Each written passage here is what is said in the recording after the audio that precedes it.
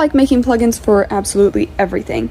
My processes for setup and teardown of service, how I have my cue list structured, songs, everything is super automated. Let me show you what I have going on the console. So for services, basically I have these master sequences. This one is for my weekend services, and I have a slightly different one for youth because we have different looks, different cues for youth. But it's a weekend master, and I have it identified with a tag right here.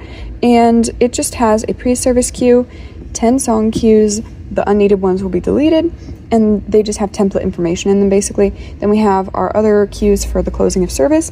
Now, when I come in on a weekend or whenever I'm here, I'm going to run my setup service plugin to start off with. So I click on that. I'm planning to update this interface later because we're not really doing sequences anymore. That's a different kind of setup. Simple is going to set up different sequences. There are different defaults that we have for that, but it's going to do different things with that. Busk is what I've been doing lately, where we choose weekend / default, youth, or night of worship. And if I go with weekend, it's going to have me put in the names of the songs. So I'll put in the names of the songs, I'll put in who's leading. If there's a secondary leader, I'll put that in. And then basically what happens, I'm going to escape this because I don't actually want to do it right now, is it copies this sequence. And it then, after it's copied, it puts in the song names for each song. It creates macros that places them here that are going to set the tempo of each song.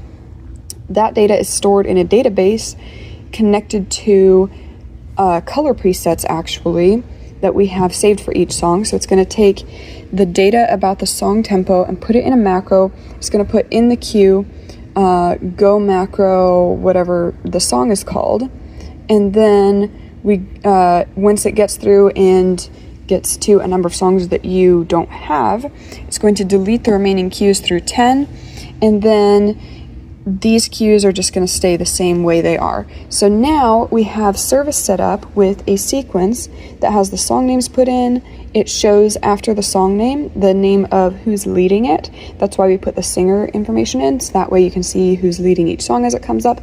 Then it also puts in the command so that when you go to the song, it will set the speed masters to the song tempo. It creates macros for you so that if you're running service and you need to suddenly go to the tempo because you've adjusted it, you can click on the macro corresponding to the song name.